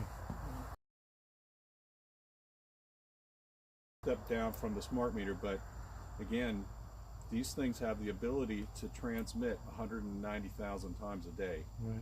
which is just, that means it's constantly communicating with your. So there's apparently a central location that's on the top of a telephone pole somewhere in a neighborhood that gathers up all of that information and then feeds it back. So they're communicating with that thing all day long, and then they're also communicating with your smart electronics that are able to communicate with it. Right. And we were talking about this earlier. You can get different information on your bill as to how much of your usage was for lights versus, you know, other things or receptacles or. So there is probably some good data that you can get out of it, but for what, you know? Doesn't really make it. It's all for the power company. It's not for. Well, it's also to it's spy not for them. the- It's also intended to spy them. what is that? Oh yeah. Because all of the quote smart appliances are wired, and they have cameras and ultimately, if they gain control of you, you know, with this system that they're trying to put into place, they can just turn For the power. or when certain appliances do that. Oh, really?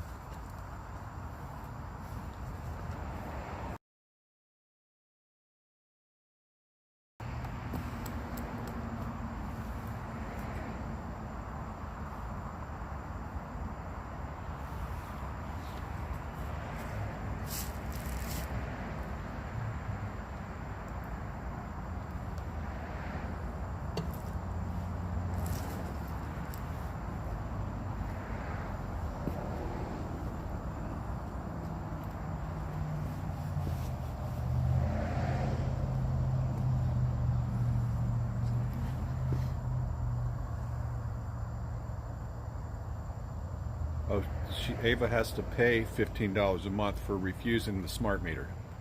That's part of it too. Is that's in the article. You have to opt out, which is ridiculous. You have to opt out and pay to not have something that you don't want. $15 a month. It's ridiculous.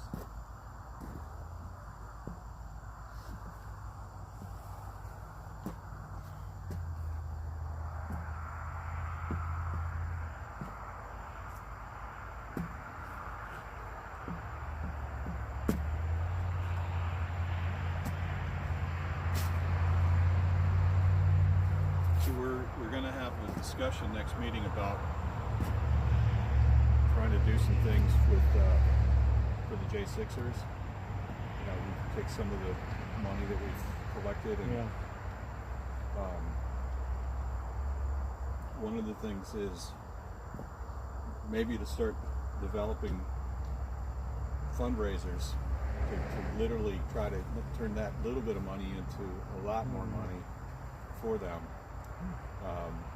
Whether it be for class action lawsuit, whether it be, you know, whatever. But I think I want to come and I want to have, you know, more of a debate about why it is that we feel like we need to spend it and what are we trying to accomplish with it.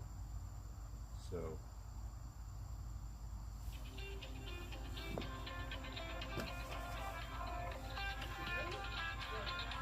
and there's some great opportunities just to do Christmas things, you know. Yeah.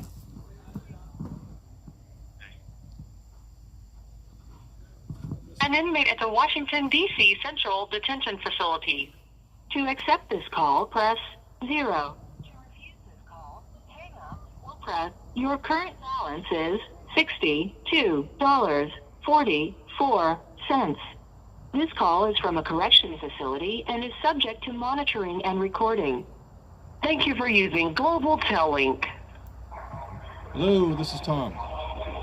Hey, what's going on, Thomas Clackland again? Hey. I'm just giving you guys some fill-in for about 10 minutes, then I'm gonna hang up, and then I'm gonna call you back to my number, and we're gonna do the vigil. So I got both vigils going right now. I don't even know who I said what to and everything else, and vigils to do. So Awesome. it's Well, appreciate you doing that. I really appreciate you coordinating it and getting people together for it. I mean, that makes a difference for sure.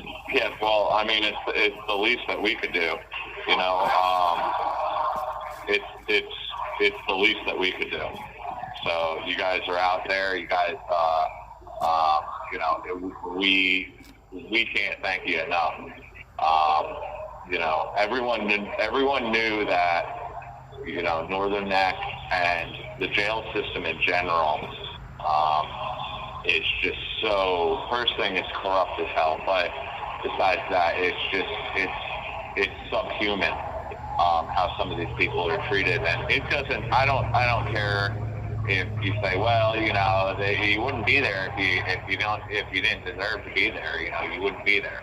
That's not how it works. I'm not saying that these people are innocent. I'm not saying that these people didn't do anything bad, but you know, you still have to, as Americans, we need to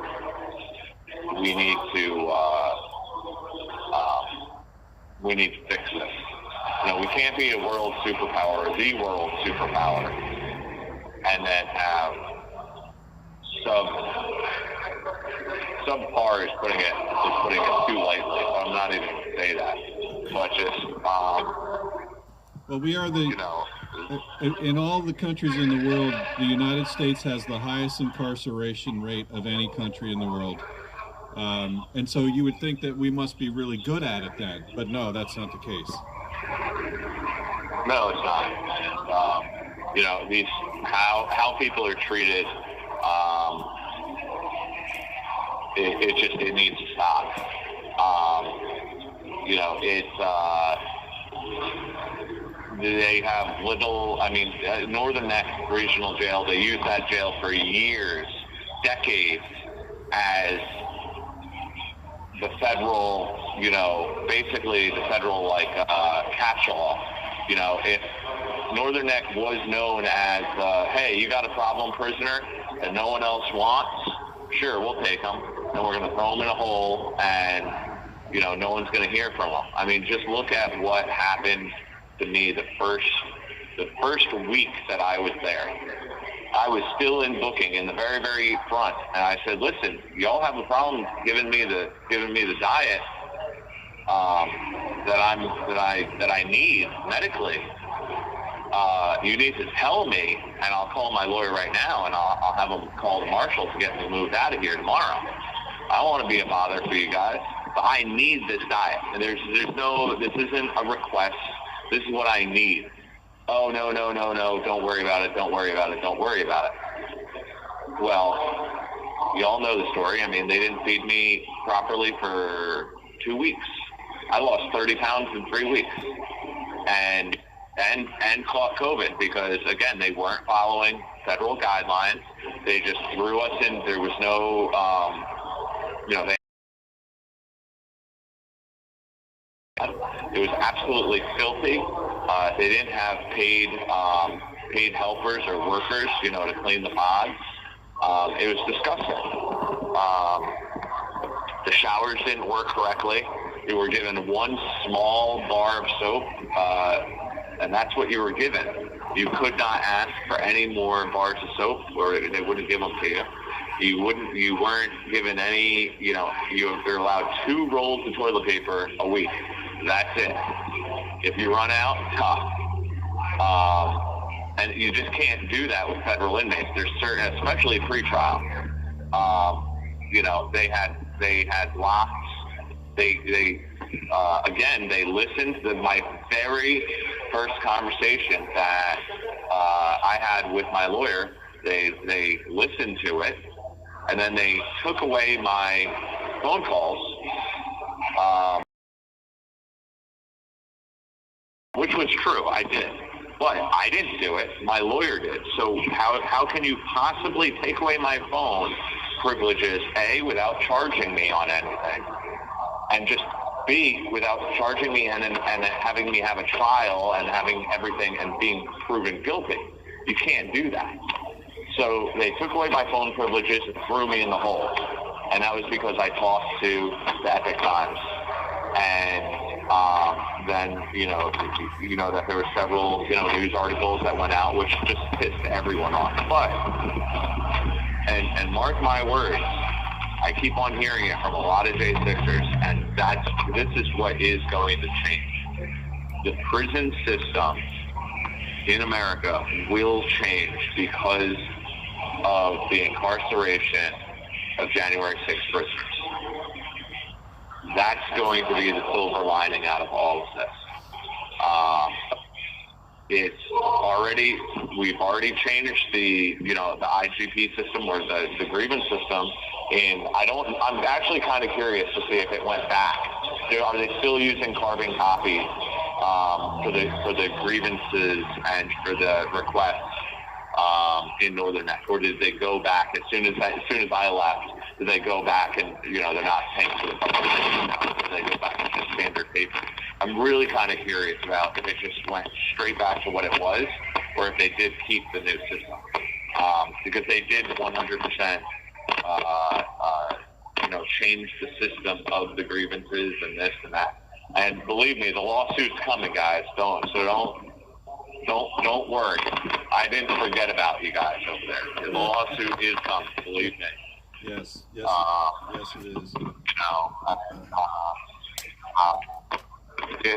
It will. I mean,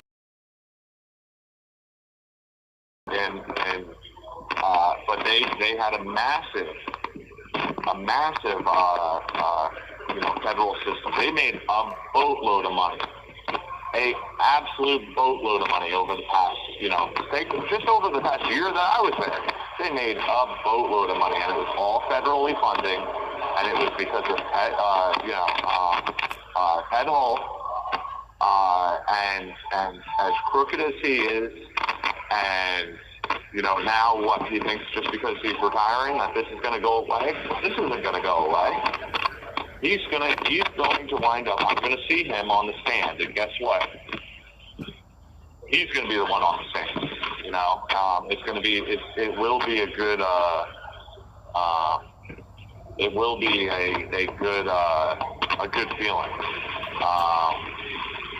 He's going to learn that. Everyone, or he's not quite as untouchable as what he thought.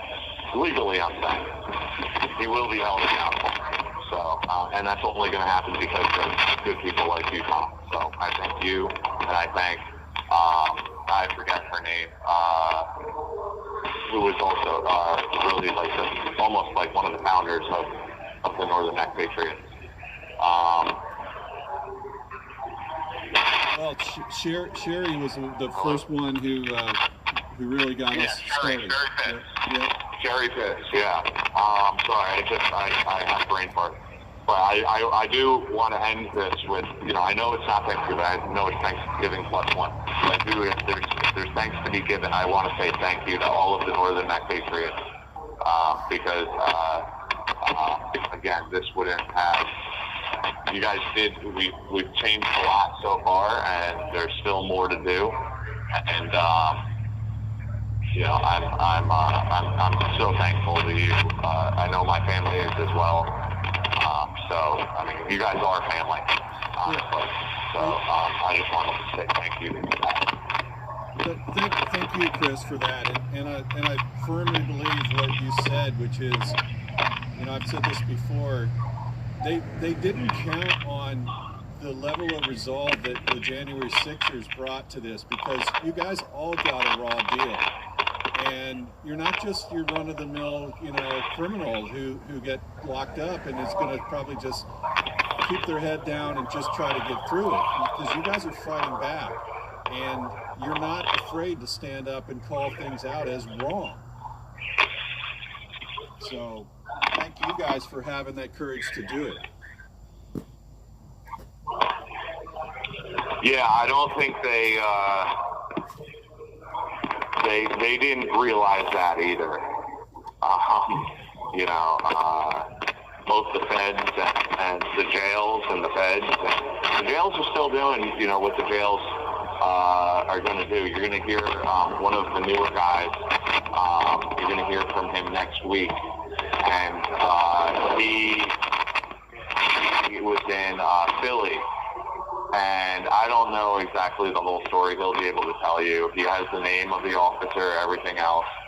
But, you know, they basically threw him in the hole for 6 days.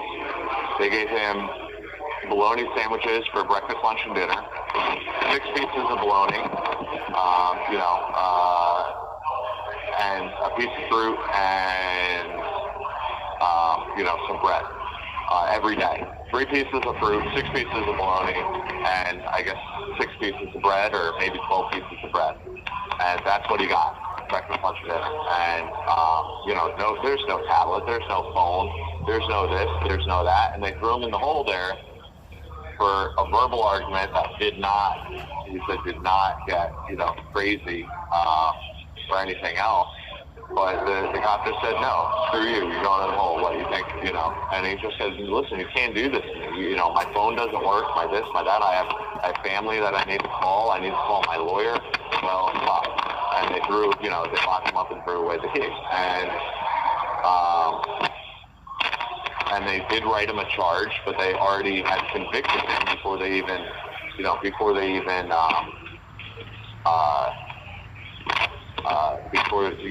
they found him guilty of anything. And then what did they do? Well, they move him. So technically there's no paperwork.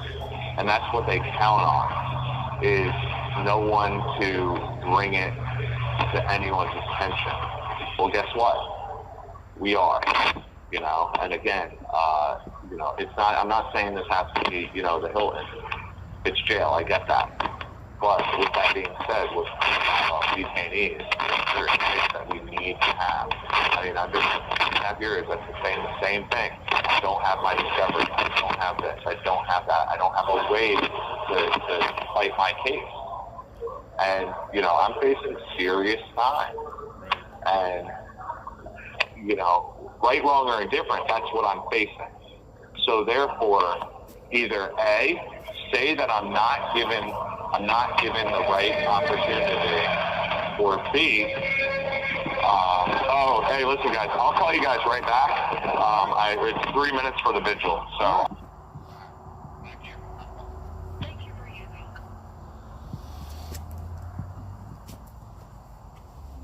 Chile. I'll be ready to get in the truck. Me too.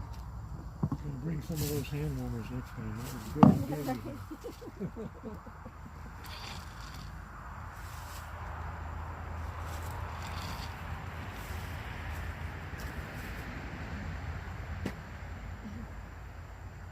Start taking down Well, we got to have the flag for the national anthem. It comes down pretty quick. Yeah.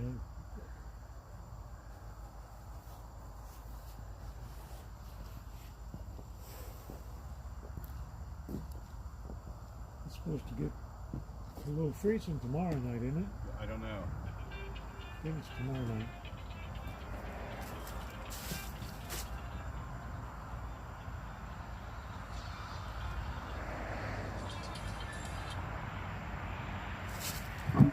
Hello, this is a prepaid call from an inmate at the Washington, D.C. Central Detention Facility.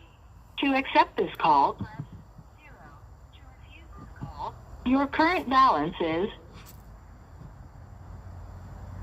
$60.85. This call is from a correction facility and is subject to monitoring and recording. Thank you for using Global Tellink.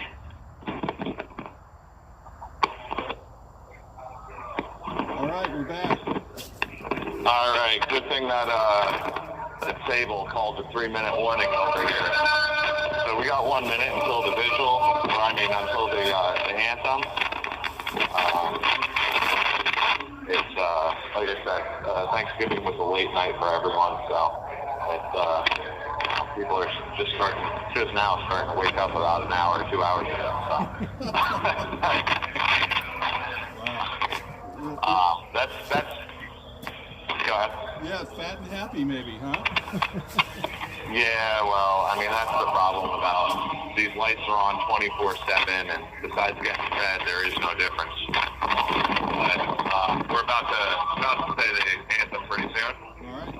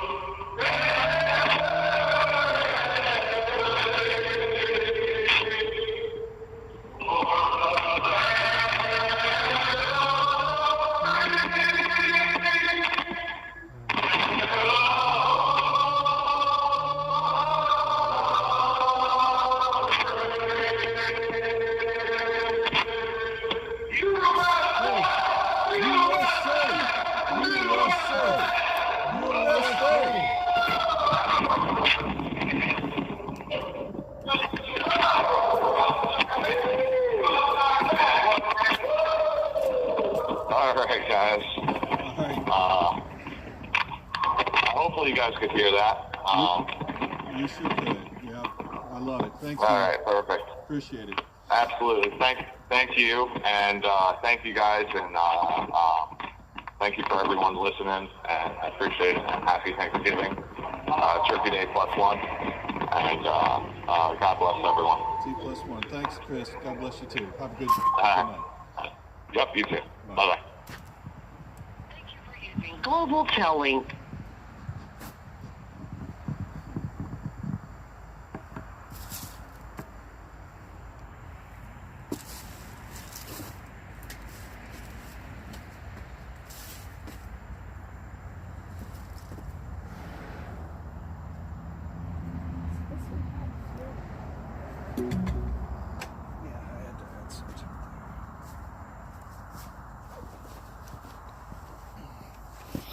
All right, everybody. Thanks again for being there with us. And you all have a great rest of the weekend. As Chris said, happy Thanksgiving Day +1. Cheers.